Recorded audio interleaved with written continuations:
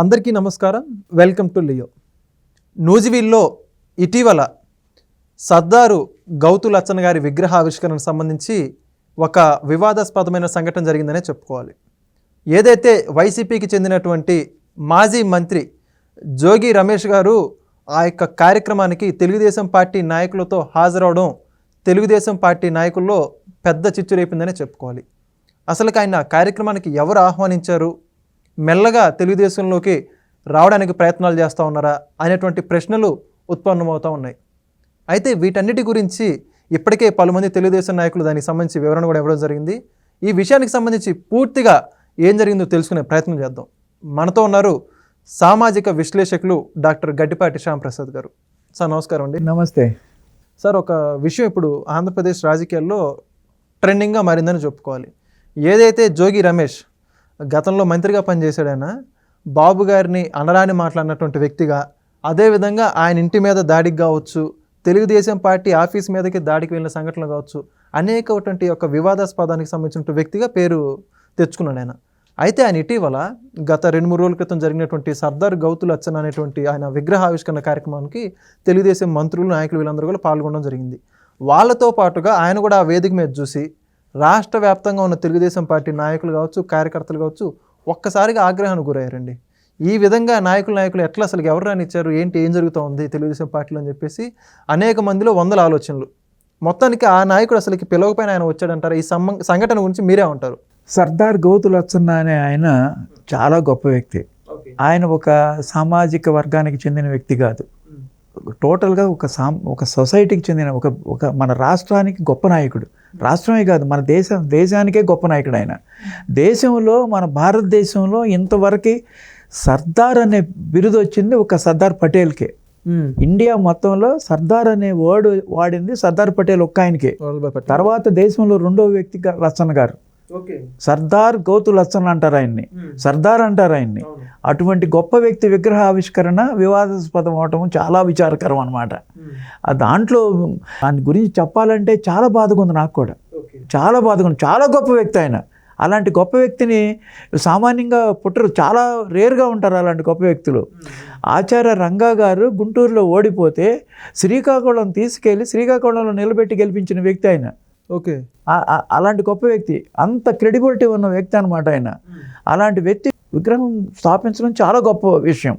అది గౌడ సంఘం వాళ్ళు చేశారు అక్కడ. నూజివీడ్లో ఉన్న గౌడ సంఘం ఆయన కులానికి సంబంధించిన వాళ్ళు. కానీ ఆయన కులం గురించి ఎప్పుడు ఇది పట్టించుకోడు. ఆయన అందరికీ చెందినవాడు. ఇది కులానికి అతీతమైన మనిషి, కులానికి అతీతమైన మనిషి అనమాట. కానీ ఇక్కడ గౌడ సంఘం వాళ్ళు చేశారు. వాళ్ళు గౌడ సంఘం వాళ్ళు ఏం చేశారంటే, గౌతు శిరీష ఎమ్మెల్యే, గౌతు లచ్చన్న గారి మనవరాలు, కొడుకు కూతురు అనమాట. ఆయన గౌతు శ్యామసుందర శివాజీ. ఆయన కూడా చాలాసార్లు ఎమ్మెల్యేగా చేశారు. చాలా మంచి వ్యక్తి. అందరికీ ఆయన అంటే చాలా ప్రేమ. శివాజీ గారు అంటే, ఈవిడంటే కూడా అందరికీ తెలుగుదేశంలో చాలా ప్రేమ శిరీష్ గారు అంటే. అందుకని ఆవిడ సర్దార్ గౌతు లచ్చన్న గారి మనవరాలు కాబట్టి విగ్రహావిష్కరణకి ఆవిడని పిలిచారు. ఎంతో సంతోషంగా ఆవిడ వస్తుంది. ఆ తాతగారి విగ్రహం అంటే ఎవరికైనా దాన్ని ఆవిష్కరించే భాగ్యం కలగటం ఆవిడ గొప్పతనం. ఆవిడ ఇమీడియట్గా యాక్సెప్ట్ చేసింది. కానీ ఇన్విటేషన్లో జోగి రమేష్ పేరు గౌరవ అతిథిలో ఉంది. అంటే ఇన్విటేషన్లోనే ఉందంటారు? అది అనుకోకుండా జరిగిన సంఘటన కాదు, అది కాదు. ఇన్విటేషన్లో జోగి రమేష్ పేరు ఉంది దాంట్లో. నేను చూసా ఇన్విటేషన్. మరి ఆ ఇన్విటేషన్ ఆవిడ చూసిందో చూడలేదో మరి నాకు తెలియలే. చూడలేదో పొరపాటున వచ్చిందో అది పక్కన పెడదాం. తర్వాత పార్థసారథి, ఆయన నూజివీడు ఎమ్మెల్యే, ఆయన మంత్రి కూడా, మన కూటమి ప్రభుత్వంలో ఒక మంత్రి. ఆయన 5 సంవత్సరాలు 2014 నుంచి 2019 వరకు వైసీపీ పార్టీలో ఉన్నారు. పెనమలూరు ఎమ్మెల్యే ఆయన. వాళ్ళ ఫాదర్ కూడా రెడ్డయ్య గారని ఒక ఎంపీగా చేశారు. వాళ్ళ ఫాదర్ మంచి కుటుంబం నుంచి వచ్చిన ఆయన, మంచి వ్యక్తి, సాధు స్వభావే. కానీ మరి ఆయన నూజివీడు ఎమ్మెల్యేగా ఉండి స్థానికంగా ఏం జరుగుతుందో కూడా ఆయనకి తెలుస్తుంది. ఎందుకంటే ఇన్విటేషన్లో ఎవరి పేర్లు ఉన్నారో ఆయన కూడా చూసి ఉండాలి. మరి అది ఎందుకు గమనించలేదా మరి మనకు అర్థం కావట్లా. మరి ఆయన ఏమంటాడంటే, నేను మీటింగ్స్ 1 గంటన్నర ఆలస్యంగా మీటింగ్కి వెళ్ళాను అన్నాడు అనమాట. నేను గంటన్నర ఆలస్యంగా వెళ్ళాను, అక్కడ ఏం జరుగుతుందో నాకు అర్థం కాలేదు. ఒక మంత్రికి కింద ఇంటెలిజెన్స్ కానీ, పోలీస్ వర్గాలు కానీ, పార్టీ వర్గాలు కానీ ఆల్రెడీ మీటింగ్స్ మొదలుపెట్టి గంటన్నర తర్వాత లేటుగా వెళ్ళానని చెప్తున్నాడు ఆయన. అటువంటిప్పుడు జోగి రమేష్ అక్కడ ఉన్నాడు కదా, ఆ విషయం తెలుగుదేశం వర్గాలు ఆయనకి చెప్పలేదా? లేకపోతే పోలీస్ వర్గాలు ఆయనకి చెప్పలేదా? ఇంటెలిజెన్స్ పీపుల్ చెప్పలేదా? Is a minister, cabinet minister in Andhra Pradesh. ఆయనకు అంత ఇన్ఫర్మేషన్ ఉండాలి. ఆయనే స్వయంగా గంటన్నర ఆలస్యంగా నేను మీటింగ్కి వెళ్ళాను అన్నాడు. సరే, మీటింగ్కి వెళ్ళారు. మీటింగ్ వెళ్ళిన తర్వాత ర్యాలీలో ఆ జీప్ మీద జోగి రమేష్ ఎక్కాడు. జోగి రమేష్ ఎక్కినప్పుడు శిరీష, కొనకళ్ళ నారాయణ గారు, అలాగే పార్థసారథి గారు ముగ్గురు ఆయన పక్కన ఉన్నారనమాట. అది తెలుగుదేశం వర్గాలకి మింగుడు పడట్ల. అందరికీ ఆగ్రహ జ్వాలలో రగిలిపోతుంది ఆంధ్రప్రదేశ్ మొత్తం. ఇప్పుడు 75 లక్షల మంది మెంబర్స్ సభ్యత్వం ఉన్న పార్టీ ఇది. ఇది ప్రాంతీయ పార్టీలో భారతదేశంలోనే గొప్ప పార్టీ ఇది. అలాంటి పార్టీలో ఉన్న 75 లక్షల మంది కాక చంద్రబాబు గారిని అభిమానించే వాళ్ళందరికీ కూడా కోపంగా ఉంది. అలాంటి వ్యక్తులు వ్యాన్లో ఉన్నప్పుడు వీడు గబాలను దిగేసేయాలి, ఉండకూడదు. లేకపోతే ఆయన దించమని చెప్పాలి. ఈయన మంత్రి, ప్లస్ ఆవిడ గోతులచ్చన్న గారి మనవరాలు, కొనకళ్ళ నారాయణ గారి ఎక్స్ఎంపీ, చాలా నాన్ కాంట్రవర్షియల్ పర్సన్, ఎవ్వరికి వివాదం లేని వ్యక్తి అనమాట. ఆయన ఎంతో మంచిగా ఉండి వచ్చారు. ఆయన సోదరుడు ఇద్దరూ వచ్చారనమాట. ఎందుకు మరి అలా జరిగిందనేది ఎవరికీ అర్థం కావట్లా. అంటే ఇక్కడ ఇంకోటి చిన్న ప్రశ్న కూడా వినిపిస్తుందండి. సామాజిక వర్గానికి అతీతంగా ఉన్నటువంటి వ్యక్తి గౌతు లచ్చన్ గారు అని చెప్పారు కదా, కాబట్టి ఈయన కూడా రాజకీయాలకు అతీతంగా వచ్చని చెప్పేసి వాళ్ళు చెప్పుకుంటున్నటువంటి వాదన. మరి రాజకీయాలకు అతీతంగా ఉన్నప్పుడు మంత్రిని పిలవాల్సిన అవసరం లేదు. ఆయన కులం అతను కాదు. ఆయన కేవలం స్థానికంగా ఎమ్మెల్యే లేకపోతే మినిస్టర్ అని పిలిచి ఉండొచ్చు. ఇప్పుడు అనగానే సత్యప్రసాద్ గారు ఉన్నారు, ఆయన కూడా గౌడ కులం చెందిన ఆయనే. ఆయన కూడా పిలిచారు. ఇన్విటేషన్ ఆయన పేరు కూడా ఉంది, నేను చూసా. పీతాని సత్యనారాయణ గారి పేరు కూడా ఉందన్నమాట. ఇన్విటేషన్స్లో చాలామంది పేర్లు ఉన్నాయి. పర్టికులర్గా మనకి తెలుగుదేశం కార్యకర్తలు కానీ, తెలుగుదేశం సభ్యత్వం తీసుకున్న వాళ్ళు కానీ, ప్రజలు కానీ, చంద్రబాబు నాయుడు గారి అభిమానులు కానీ అందరికీ ఆగ్రహం తెప్పించింది జోగి రమేష్తో వీళ్ళు ఉండటం. జోగి రమేష్ రావచ్చు, పబ్లిక్లో ఉండొచ్చు, ర్యాలీలో ఎక్కిన కారులో జీపుల మీద వీళ్ళు ఉండకూడదు. అతన్ని దించేయాలి, లేకపోతే వీళ్ళు దిగేసేయాలి. అప్పుడు ఆర్గనైజర్స్ అతన్ని దించుతారు. ఎందుకంటే మంత్రి గౌతులచ్చన్ గారి మనవరాలు ఇంపార్టెంట్ అక్కడ ఫంక్షన్కి, మంత్రి కాబట్టి ఈయన. జోగి రమేష్కి ఆ ఇంపార్టెన్స్ లేదు. యాజ్ ఏ గౌడ కులస్తుడిగా అక్కడికి వచ్చాడు. అతన్ని దించేయమని చెప్పాలి, వీళ్ళు చెప్పలా. మళ్ళా వేదిక స్టేజ్ మీద మళ్ళా వీళ్ళ పక్కనే గౌతు శిరీష్ పక్కనే కూర్చున్నాడు. లైటింగ్ ద ల్యాంప్ ఉంటుంది బిగినింగ్లో. లైటింగ్ ద ల్యాంప్ కూడా క్యాండిల్ పార్థసారథి గారి తీసుకుని ఆయనకి ఇచ్చాడు. ఆయన లైటింగ్ చేశాడు అనమాట. అంటే అంత సన్నిహితంగా మెలిగారు వాళ్ళు. అది కాక ఈ జోగి రమేష్తో మాట్లాడిచ్చారు. మాట్లాడినప్పుడు అచ్చంగా రాజశేఖర రెడ్డి గారి గొప్పతనం గురించి చెప్తున్నాడు అక్కడ. అలాంటప్పుడన్నా స్టేజ్ దిగి వచ్చేసేయాలి వీళ్ళు. చాలా హార్డ్గా జరిగింది ఆ మీటింగు. మరి ఎందుకు అంత సహనంగా కూర్చున్నారో, మర్యాద కాదని రాలేదో, మరి ఎందుకు మొహమాట పడ్డారో, మరి మొహమాటమా లేదో ఏంటో ఎవరికి అర్థం కావట్లా. ఇదంతా గత 2 రోజుల నుంచి ఇదే టాపిక్ నడుస్తుంది. అన్ని సోషల్ మీడియా ఛానల్స్లోనూ ఎన్నో వందల వీడియోలు చూసాను నేను. అలాగే టీవీ ఛానల్స్, TV5లో, ABNలో అన్నిట్లోనూ ఇదే వస్తుంది. అతను చేసిన జోగి రమేష్ అనే అతను వాడిన భాష కానీ, మా చంద్రబాబు నాయుడు గారి ఇంటి మీద చేసిన దాడి కానీ ఎవ్వరూ మర్చిపోలే ఇంతవరకు. అతను వాడిన భాషని, అసెంబ్లీలో అతను వాడిన భాష చాలా ఆక్షేపణీయం. అసభ్యంగా మాట్లాడాడు. సభ్య సమాజం సిగ్గుపడేలాగా బిహేవ్ చేశాడు. ఆయన మంత్రి పదవి రావడం కోసం హద్దులు మీరి ప్రవర్తించాడు. అలాంటి వ్యక్తిని తెలుగుదేశం మంత్రి ప్లస్ గౌతు లచ్చన్న గారి మనవరాలు అదే వేదిక పంచుకోవటాన్ని ఎవ్వరూ జీర్ణించుకోలేకపోతున్నారు. దీని డ్యామేజ్ అయితే జరిగిపోయింది.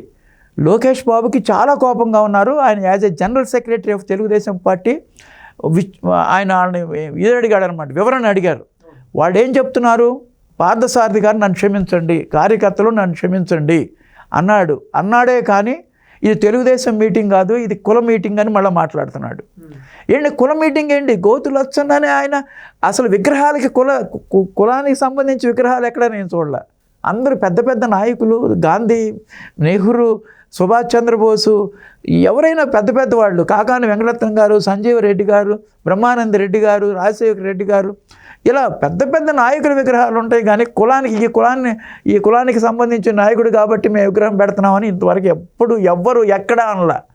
మేము కుల సంఘం వాళ్ళు పెట్టుకుంటాము అంటే కుదరదు. ఇది ఆయన ఒక కులానికి చెందిన ఆయన కాదు, ఆయన కులానికి పరిమితం చేయడానికి వీల్లేని వ్యక్తి. అటువంటి గొప్ప వ్యక్తిని ఇలా వివాదాస్పదంగా చేశారు. అక్కడ ఆర్గనైజర్స్ కూడా దీంట్లో మరి ఎందుకు మరి అతన్ని పిలిచారు, కులం అని చెప్పి పిలిచారు అర్థం కాదు. అన్ని కులాలనే పిలవాలి, ఆయన అన్ని కులాలకి చెందిన వ్యక్తి అనమాట. ఇది ఏదైనా ఇది irreparable loss to the state కాదు, పర్టికులర్గా కూటమి ప్రభుత్వానికి. ఇది చంద్రబాబు గారి నోటీస్కి వెళ్ళి ఉంటుంది. ఇప్పుడైనా సరే ఏం చేస్తారో అర్థం కావట్లా. శిరీష్ గారు చాలా మంచి నాయకురాలు ఆవిడ. నేను కూడా ఒకసారి మాట్లాడాను ఆవిడతో. మంచి నాయకుడు. పొరపాటు జరిగిందా, నాకు పొరపాటు జరిగింది, ఇలాంటిది మేము ఫ్యూచర్లో రిపీట్ చేయము, మమ్మల్ని క్షమించండి అని వాళ్ళు వీడియోస్ చేశారు.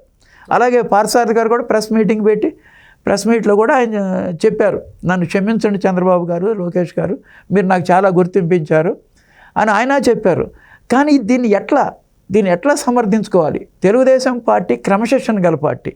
ఒక కార్యక్రమానికి వెళ్ళేటప్పుడు ఇన్విటేషన్స్లో ఎవరున్నారు, ఎవరు వస్తున్నారు ముందు తెలుసుకుని వెళ్ళాలి.